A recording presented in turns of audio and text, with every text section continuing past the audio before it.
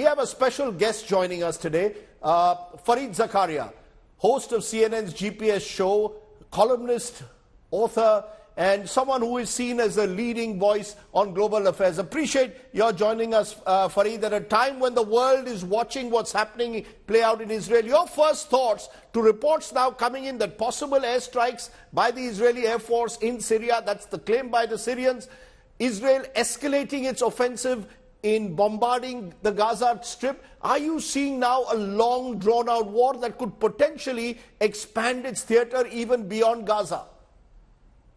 Well, you're pointing to the most troubling of the recent reports, Rajdeep.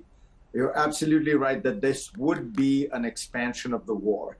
And what we have to look at is there are two possibilities here. One is that this is an effort by Hamas to disrupt Israel's seeming normalcy, its attempt to do a deal with Saudi Arabia, its effort, the Netanyahu government's effort, essentially to ignore the Palestinian issue.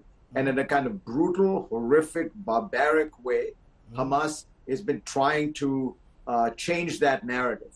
But there is another possibility, which is that this is part of a wider war and a wider strategy in which perhaps Hezbollah in the north will get involved. Perhaps Iran is involved in some way or the other. And so what we have to look at is, are we seeing Hezbollah firing massive numbers of rockets into Israel? Hamas fired about 5,000. Hezbollah has 150,000, many of them guided. What is happening in Syria? I'm not entirely clear as to what has happened there. What was the provocation that caused the Israelis to go in? But those elements, Hezbollah, Syria, Iran, if they come into play, then what we have is not an Israeli-Palestinian issue, but a broader regional conflict in which Iran and its proxies, Hezbollah, some of the militias in Iraq, the government of Syria are involved, and Israel will then find itself in a more complicated war because it becomes multi-front, multi-playered, and it will not have it has had the tacit support of the Gulf Arabs so far. That becomes much more difficult because of the Palestinian issue. So you're right that this is the greatest complexity we should be looking at right now. We'll come to this possible widening theater of war in a moment, but your sense of what provoked Hamas or what prompted Hamas to do what they did, this kind of bestiality which we are seeing, unprecedented also in the nature of the security and intelligence failure at one level in Israel. Do you see Hamas having, in a way, taken its battle against Israel to another level? And why would they do it, knowing that the Israelis would retaliate with even greater ferocity?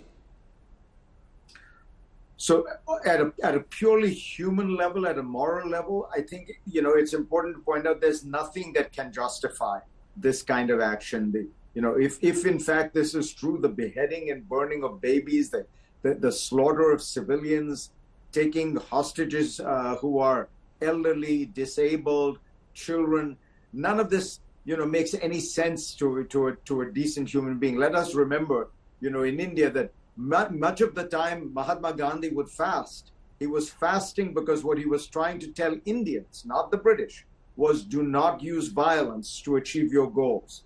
That it is counterproductive and ultimately morally deeply problematic. So there's something barbarous and inhuman. It's not worth trying to understand the motives. There's sometimes evil in the world, and the Hamas is a very brutal, barbaric terrorist organization, always has been, by the way, has often killed Palestinians in a brutal fashion when it has been battling them. But the question you ask is there a larger strategy here? Well, it appears that Hamas was essentially trying to disrupt Israel's, the Netanyahu government strategy, which was ignore the Palestinian issue, divide the Palestinians, keep the Palestinian Authority on the defensive by selective encroachments and annexations on the West Bank, keep Hamas quiet by kind of bribing it through Qatari money and work visas. And meanwhile, try to make a peace with the Arabs, normalization with Saudi Arabia, and that would, in a sense, put Israel in the most secure and advantageous position it had been in decades. What Hamas, I think, was reacting to was that strategy and saying, we are going to blow this up. Now, why they chose to blow it up in this utterly barbaric, inhuman manner, that, as I say, is more about Hamas. But I think the strategy, the logic here was to disrupt and destroy the Netanyahu effort to normalize relations with Saudi Arabia and the broader effort to marginalize and ignore the Palestinian issue.